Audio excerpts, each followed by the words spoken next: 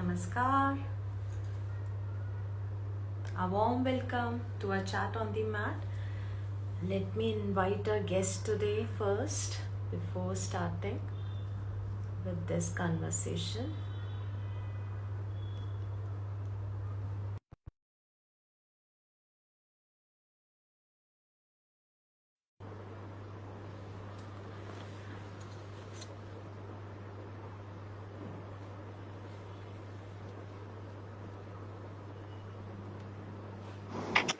Yes, our guest is here already. Namaskar, ma'am. Namaste. Namaste. We'll just start in another 1 or 2 minutes. Yes. How are you? I am good. You look beautiful. Oh, thank you. Thank you. We'll just All, start in another 2 all, minutes. all good on your Yes, end? everything very well at my end. Very good. How about you? All fine. Absolutely fine. So, namaskar. A warm welcome to Chat on the Mat with hellomyyoga. Today's topic is one we all resonate with: life activities for longevity and a fulfilled, happy life. So, everyone is searching for that magical list of secrets that give us healthier life, longer life, fulfilled life, happy life. And this time, millennials, and there are a lot of documentaries happening with the term called blue zone. So, lifestyle that promotes longevity, healthy, and happy life. But actually, we see it was natural way of living, which we actually disrupted for the modern choices, and now evolving it consciously, recreating it. So today's conversation is something we are pausing to reflect, something truly precious, which is the luxury of having zero health problems. Yes, today the luxury is zero health problems. None of us enjoy popping pills, and none of us want to redefine our age of retirement, right? If you agree with me, please do keep sharing thumbs up and hearts while having this conversation. So we all want to feel useful, alive, and joyful doing what we can and keep on doing that. So friends, let me share a fact. The average life is now 77. So which means midlife is somewhere around 38.5. And if you are around that age group, please watch this video or join this conversation right now. So friends, our guest today embodies the philosophy of movement. She's in her 60s, her mother is over 80s, and yet their journey of aging is about empowerment, not decline. She's a medical doctor, yoga therapist, and a founder of Gnosis Medical Yoga Foundation. She runs 2 medical yoga centers, 1 clinic in Pune itself. And let me tell you a personal moment. So in my last trip to Pune, I was about to miss my flight, and she didn't hesitate to take the wheel just to make sure that I catch my flight on time. She started her yoga journey at the age of 30, and even today, after a full day of meeting with patients, different other meetings, she'll politely excuse herself to stretch on Vipreet Dandasana bench. That's the kind of discipline and love for movement she brings in her life. Let me warmly welcome and invite today's guest, Dr. Vineeta Ketkar, founder and director of Gnosis Medical Yoga Foundation. Thank you. Namaskar, ma'am. Thank you, Shivani. Thank you. Thank you so much to ensuring that I catch my flight that day. And Yes. thank you so much for joining us today for this You're, chat on the mat. you're always Thank welcome. you so much. Yes. So we'll quickly jump to our question that why do you believe that with age working on specific areas like core, like abdomen muscles becomes even more important? Absolutely. As we age, we do understand that various systems decline in their function. And the most important, I feel, the system is musculoskeletal system, wherein we all know that the density of the bone goes down, which is called osteopenia and osteoporosis. Probably everybody is aware of that. So in routine checkup, even the bone density is coming into picture very routinely. But what people do not understand, that we don't measure our muscle mass. We just take it for granted. And if there are no muscles, the bones and the joints cannot function. Who moves the joints are the muscles. And we have to work on muscles. And we cannot keep any servant or any maid to work on my muscles. That is the main problem. So I have to work on muscles. Like we say, we have to work on neurons, use them or lose them. We rapidly lose our muscles. And that gives different inabilities. Simple way is to walk. People say that your pattern of walking has changed nowadays. It is becoming shuffling, or it is short steps, or losing balance, or overcautious, not confident. So all those parameters very slowly enter in your life, in your walking pattern for an example. And for that we have to work on muscles, the core muscles, the anti-gravity muscles, by which our posture will be correct, that is erect posture. And in addition to muscles, lot of other advantages also will be enjoyed by everybody. Let me go back to one of your lecture at the geriatric teacher training course program while we were shooting. You mentioned about one specific core muscle which adults should take care of, or the yoga therapist should take care of building that muscle in their clients, as it helps to gain confidence, it helps to beat the phobia of taking escalators or climbing stairs. Can you explain more about that thing? Yes, definitely. Everybody understands when we say core muscle, everybody understands the transversus abdominis, the inner muscle of anterior abdominal wall. Everybody knows the rectus abdominis, the six pack ab. Everybody knows external oblique, internal oblique, and transversus abdominis, and we do have to work on them. But in addition to that, we have to pay attention to the erector spinae muscle, which keeps the whole spine erect, and hence the name erector spinae. So it works in the neck region, it works in the thoracic region, it works in the lumbar region. Not only that, the final last fibers are attached to sacrum even. So if we have to work on this whole erector spinae muscles area wise, we can carefully select the postures and make it strong. One is the strength and second is the endurance. Because all the time we are either sitting or standing, that means we are upright. So this muscle is working for a long time, right? So it has to have strength, but it has to have the endurance, ability to work for a long time. And that's why what we advise here in hypnosis uh, is practicing the postures as far as the repetitions, as well as holding the posture for certain counts. Supposing you start with 10 counts, then 25, then 50 counts, so that the endurance of the muscle also will be increased. And as you rightly said, it is in the cervical region to balance my head. It is in the thoracic region to maintain that curvature, that is called kyphosis, and in the lumbar region to maintain again the curvature there, that is lordosis, and the position of pelvis. And we are having a very beautiful, very thoughtful, very wise sequence of asanas where we can work on this muscle regionally, because this muscle is very intelligent muscle. It can work regionally, like state government cooperating with central government, and not only that, it has a connection with the mind. If we are sad, if we are depressed, this muscle has a different status. So you work on muscle, indirectly you are working on mind also, you are working on posture, you are working on breathing, and you are working on whole of your personality, right? Now I can relate it to the last question which I'll ask, because we come back to this answer again. So, fine. So here in this, you have spoken about erector spinae muscle. We understand. But do you agree with this fact that as a yoga therapist, you study about the body physiology, body musculoskeletal system.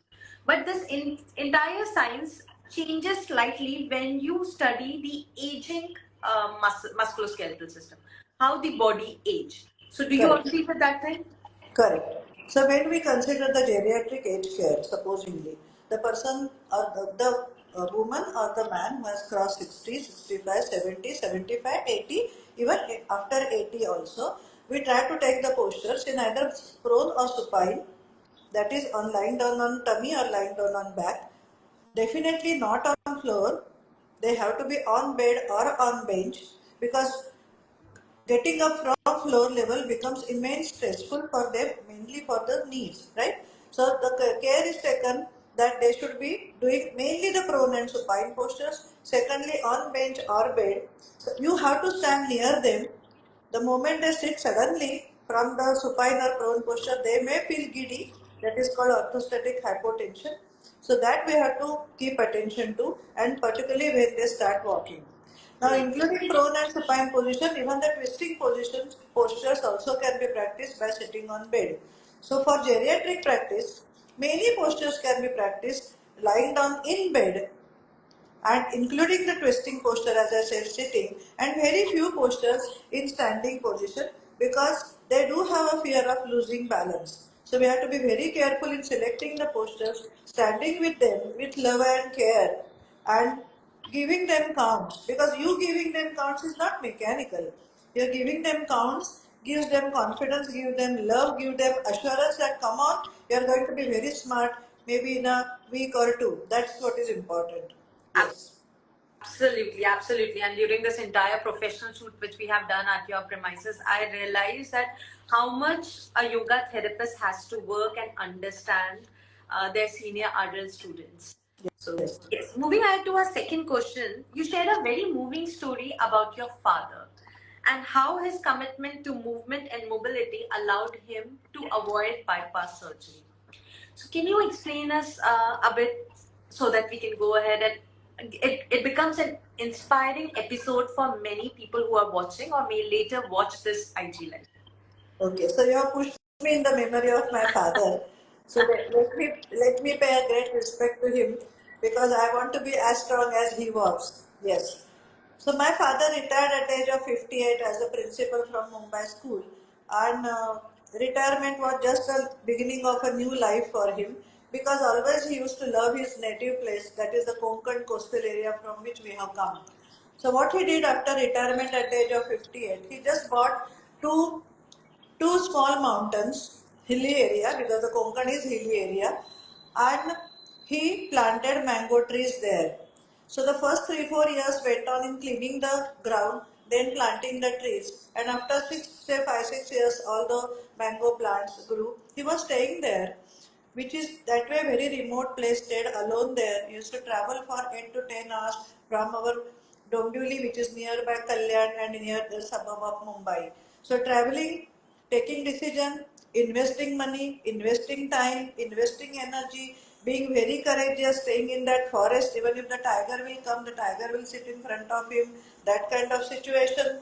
When men used to reach there, there is no hotel, there is no eating facility, so he has to prepare his rice and eat, or drink milk or eat bananas, whatever. So all these things, and then of course have a great satisfaction of watching the mango trees, looking for the fruits, and we used to count those mangoes. For us it was very easy. But whole that kind of whole project give him lot of energy, because of his physical involvement, his emotional involvement, his financial involvement, and basically every day he used to have some kind of aim for his physical activity. It was not just walking for sake of walking, running for sake of running. We all do that, of course, that is also important. But in addition, if we can just couple it with some kind of meaningful activity, not for the personal ego, not for the personal satisfaction, but giving meaning to that activity, it has definitely helped him. And when he suffered from an heart attack at the age of 75, I think, so 58 to 68 to 75, that is how many years we can count, about 17 years, he had severe chest pain. And of course, he was admitted and given treatment, but later on coronary angiography was done, as Shivani is suggesting, and we were eagerly waiting for the response of the cardiologist. Cardiologist smilingly came out and said, "Don't worry, your father has natural bypass." So by that time I had read little bit about what is this natural bypass. Natural bypass is opening of the collaterals, because the coronary arteries are end arteries. There is very minimal anastomosis at the end level. But in between connections are very much there, and those connections, collaterals, open only when you subject your body for your physical exercise. So I say, come to my home, we'll climb a hill, come down, then we'll have breakfast, and the theme will be let us open one collateral today. So once we cross 60, once we cross 65, we have to enjoy breakfast only when we have done something to open one collateral. Okay, so that's a very beautiful way body responds. Body opens collaterals. Body forms new blood vessels also, and making our heart sufficient enough to entertain all our activities which we wish to pursue. This is such a beautiful episode by which you have emphasized on physical movement. So, Yes. how important this physical movement is. But ma'am, tell me, this is the story of your father. How you have been inspired by these lessons to approach your aging gracefully. Oh my God. I don't know whether I'm aging gracefully or not, but I'm definitely, when I look backward at every birthday of my life, I can share with you that every 10 years, supposingly let us start the journey from 37 onwards. So 37, 47, 57, and today I'm 67. So every 10 years, I am finding myself keeping more engaged, more committed than previous 10 years or previous year. And I sometimes worry that what is this capacity God is giving me? So I feel it is not me. God is nature, right? Nature in our body is God. So God gives this capacity to everybody. Our capacity, in fact, does not reduce with age. In fact, our capacity increases with age. Right. Why? Because we know the delete button to operate very well. In young age and middle age, we don't know how to use that delete button. But now I know which button to be used for deletion, when and how. So I just do the activities which are giving me energy. I just keep the activity. I keep myself away from the activities which drain my energy. So it is energy drain versus energy gain. And if you are engaging yourself constantly in the activity which are giving you energy, my energy supply will be phenomenal. So that's what I'm enjoying at the age of 67, that even if I work for 10 hours, 12 hours, 14 hours, 16 hours, I don't feel that tired, or I don't feel that but enough is enough now, because you have to be very selective in your activities. Which activities you want to pursue and which activities you don't want to pursue. If that way, then age doesn't matter. So let us remember the role model of APJ Kalam, Abdul Kalam. I feel he is the role model. At the age of 85, he died when he was giving lecture in Shillong. And when I think of it, like you have to travel for giving lectures, you have to adapt to different foods and climate also. Social connectivity you have to maintain. Your personal commitments that on such a day I will be there to deliver my lecture, and your professional and educational expertise also you have to keep it alive. So many things automatically happen if we keep ourselves engaged. Then the age doesn't matter, right? Beautiful. Yes. Absolutely, ma'am. And age doesn't matter because instead of giving age the preference, you gave the preference to your passion to pursue. Perfect. So, so far, what in this conversation, what I came to the outcome is to work on the muscles, no Yes. matter what is your age, whatever the background lifestyle has been, but start today onwards working on yourself. That's first thing. Then second is to pick any passion. Yes. Passion that involves movement as well or mobility as well. Keep yourself flexible, keep socializing. Isn't it? All these helps you to live a fulfilled, happy and longer life. Because we all are human beings, isn't it? And we human beings are social animals as well. So we need to meet people, talk to people and stay flexible and open. So moving ahead to our next question, ma'am.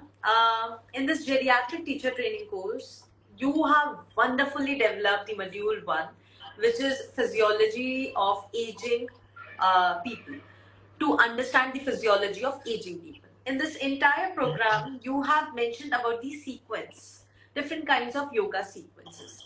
But eventually, when we were coming to the end, you kept aside everything and you started speaking about one most important thing, and you laid a lot of emphasis on it. That was compassion and sensitivity of yoga therapists while uh, teaching to their senior adult students. So, can you specify why this element of compassion is so crucial, especially when working with senior citizens? Right. As you rightly said, our energy source is with our social connectivity. And as age advances, you cannot go out there because there is hell lot of traffic. Very insecure situation. That's what they face because of this traffic and the noise and the sounds, and of course the pollution. So they stick to their homes, and they definitely lack this pleasure of meeting people. So if you are attending them at their home, you are the person with whom they are going to meet every day or maybe alternate day, whatever is your frequency. So for you, it is just another person. But for that person, you are a very precious person. So they are very eager to meet you, they are very eager to greet you. Probably they have kept one gulab jamun for you, saying that have gulab jamun, probably you are tired. So you have to understand their feelings, you have to understand the eagerness, you have to understand their psychological need that yes, this lady or this gentleman wants to meet me. So just sit with them. Don't start mechanically, chalo abhi hum ye karna hai, nothing of that kind. Just sit near them. Just put your hand on shoulder or on thighs, saying that how was your day? How was yesterday? How was your sleep? How was your motion? Did you have your breakfast? These kind of simple things may be routine for you. Like that's what we keep on talking with everybody. Maybe routine for us, but that is something new for them. So all these small questions give them a kind of different attendance at mind level. And please let us understand that we are not attending the person only at physical level or physiological level. Most important is at mind and emotional level. If the patient, or I will not call them patient, I will just call them senior citizens. So if they are happy with you, definitely they are going to follow you.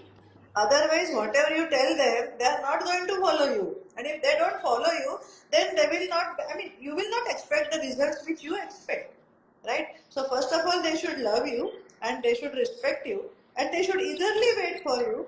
Then they will show you results. So, actually, your results or our results are not in our hand, they are in their hand. And that is decided by your attitude and approach. So, every yoga professional has to be Chaucha Santosha. Santosha is the second niyama. So we have to be very happy. Then only we can share happiness. And second is very much empathy. Maitri Karuna Mudita. See, Mahamuni Patanjali has given us all keywords. Actually, Patanjali has given really the keywords Mudita and Maitri. So these two words we have to remember. We have to be very much friendly with them. We have to express our love, compassion, and then they will definitely follow you. They will definitely do whatever you are telling, and they will enjoy the fruits, and you will have the happiness. Right? That compassion is very important. Yes. Absolutely. But tell me how this entire compassionate thing differs from a regular yoga student who's in their young age and who's the senior adult. So we have to be compassionate with them as well. So why a senior adult requires more compassion? Does our relationship with them is different what we have relationship with any other student? Yes. As you grow old, actually your hunger for love and compassion increases. Right? When I am at the age of 27, I just don't care about world. 37, I care for family. No, don't worry about anything else but my family, but my career. And that thing comes to a full stop at 58 or maybe at 68. And nothing is happening in my world. And it's very difficult to imagine that nothing is happening in my world. See, I'm wearing this Rotarian badge today. Particularly, I'm wearing this with a purpose. So far, otherwise, I don't wear. I have joined a Rotary Club just 2 3 years ago, and luckily, that club has all members who have already crossed 60, 65, 70, 75 years of age. So, when I go for that weekly meeting, I get a different warmth, and that warmth is missing in the society because everybody is engaged in their own life but natural. There is nothing unnatural about it. And because of this mobile business nowadays and all this social media, nobody is talking with anybody, nobody is saying hello, nobody is wishing anybody, nobody is asking how are you today. And that's why we have to remember, especially when you are attending senior citizens, that is their need like food, water. And that's why we have to be very particular. Even if you don't take any exercise, that's okay. You can tell them today is holiday. Let's go for a walk. Let's go for a Starbucks coffee if it is nearby. She or he will definitely pay the bill. Okay, it's not like every day you have to take the work at muscle level or heart level or whatever system level. No, just be with them, share happiness. That's what is important, right? Yes. Yes, Dr. Vineeta Ketkar, you have given a beautiful module to us through this geriatric yoga teacher training course. And we are really, really grateful about today's IG Live as well, that you have shed some light on it and the importance of this program. So, to all the friends who are watching this IG Live, I would like to sum up that why we got Dr. Vineeta Ketkar on board is because we are very much inspired by her, the kind of lifestyle, and coming from her, the entire course and content was actually inspired from her own clients, what she is handling. And the kind of knowledge she's sharing through her programs is a real lifetime based events from where she has drawn the knowledge and she has created the course and content. That's first thing. This program is again starting its second batch from 3rd May onwards, where you will be provided with pre-recorded lectures of our beloved teachers who are on board and who are sharing the philosophy of life and the philosophy of this program and different applications as well. You will see in module 1 with Dr. Vineeta Ketkar where she'll talk about different kind of alternate therapies. Why, as a yoga therapist for seniors to citizen, you should not limit yourself only with yoga sequence, but also have a conversation with them, a heartfelt conversation with them, which is really, really important. And just now, Dr. Vineeta Ketkar also shared an example of taking them outdoors because they love your company. Being in your company is the entire day event which they look forward to. So make it a special moment for them because at times the conversation, the touch, this adds um, another essence, another level of healing. So, yes, if you plan to join this program, you can always DM us or send us inquiries. We have Dr. Vineeta Ketkar with us, Dr. N. Ganesh Rao with us, and Dr. Pankaj Chand Sarkar, who have personally developed the entire course and content of this program. The only eligibility criteria we have is pretty important for us, which is that you should be a certified yoga instructor or a therapist. That's first thing. And you should be a teaching teacher so that the kind of knowledge which we are sharing through this program, you apply it because this is an application oriented program, not just absorbing the knowledge and the chapter is over. No, this program is purely, this might sounds like just an 80 hours, but it is spread throughout the year where teachers actually gives you hands-on teaching training about this entire concept of how to help senior citizens. Thank you so much, Dr. Vineeta Ketkar, for joining us. It's always lovely, lovely to host you. Thank you so much. And thank you Bye. so much for sharing this beautiful things about your parents, about your life, and about geriatrics in general. Thank you. Thank you so much. And we are Bye. ending. And thank you Yes. to all the audience who have joined us today.